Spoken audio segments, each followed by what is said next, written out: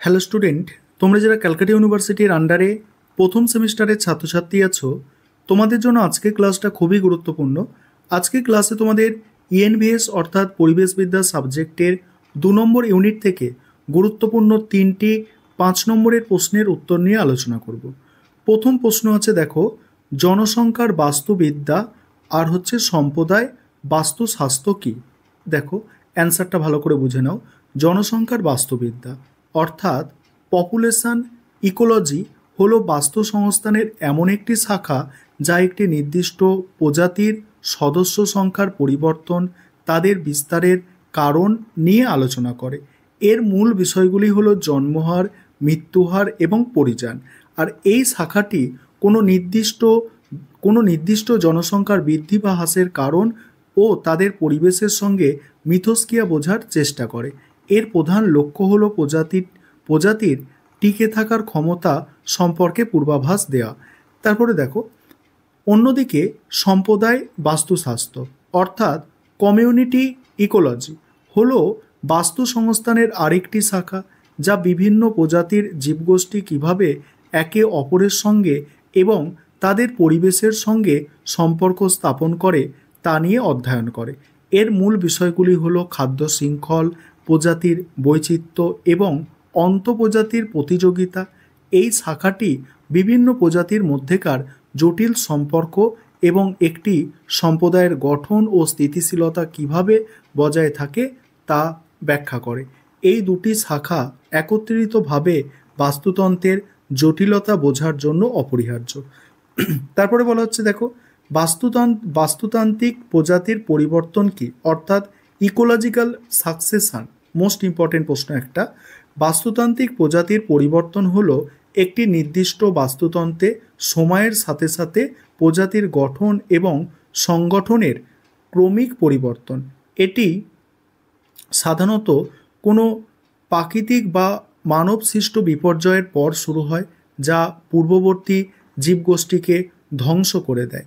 এই পরিবর্তন দুটি প্রধান ধরন আছে: প্রাথমিক পর্যায়ভিত্তিক পরিবর্তন আর হচ্ছে গৌণ পর্যায়ভিত্তিক পরিবর্তন। এখানে ছবিটা আছে, তোমরা একটু ভালো করে খেয়াল করবে। এখানে ছবিটা তোমরা দেখতে পারবে যে প্রাইমারি সাকসেশনের ছবিটা এখানে দেওয়া হয়েছে, ঠিক আছে।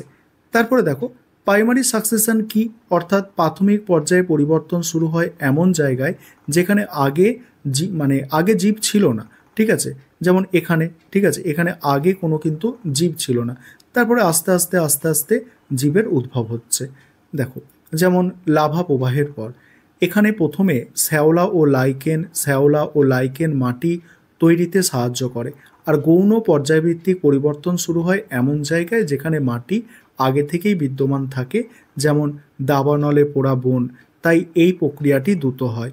আর এই পরিবর্তনের চূড়ান্ত পর্যায়কে ক্লাইম্যাক্স কমিউনিটি বলে, যা একটি স্থিতিশীল বাস্তুতন্ত্র তৈরি করে। আরেকটা বিষয় তোমাদের মনে প্রশ্ন আসতে পারে যে এই ছবিগুলো কি দিতে হবে পরীক্ষায়? এই ছবিগুলো দিতে হবে? যদি পারো এঁকে দিলে ভালো, ঠিক আছে, ডায়াগ্রাম দিলে ভালো। আর যদি না পারো তাহলে আঁকার কোনো দরকার নেই। 5 নম্বরের প্রশ্ন এমনি লিখলেও কোনো সমস্যা হয় না, তবে ছবি আঁকলে ভালো, অ্যাডভান্টেজ একটা পাওয়া যায়। পরের প্রশ্ন আছে, দেখো, বাস্তুতন্ত্রের শক্তির বহমানতা কি, অর্থাৎ energy flow in an ecosystem. দেখো, বাস্তুতন্ত্রের শক্তির বহমানতা হলো সৌরশক্তি এক ট্রাফিক স্তর থেকে অন্য স্তরে প্রবাহিত হওয়ার প্রক্রিয়া। আর এই প্রক্রিয়াটি একমুখী এবং 10% নিয়ম মেনে চলে।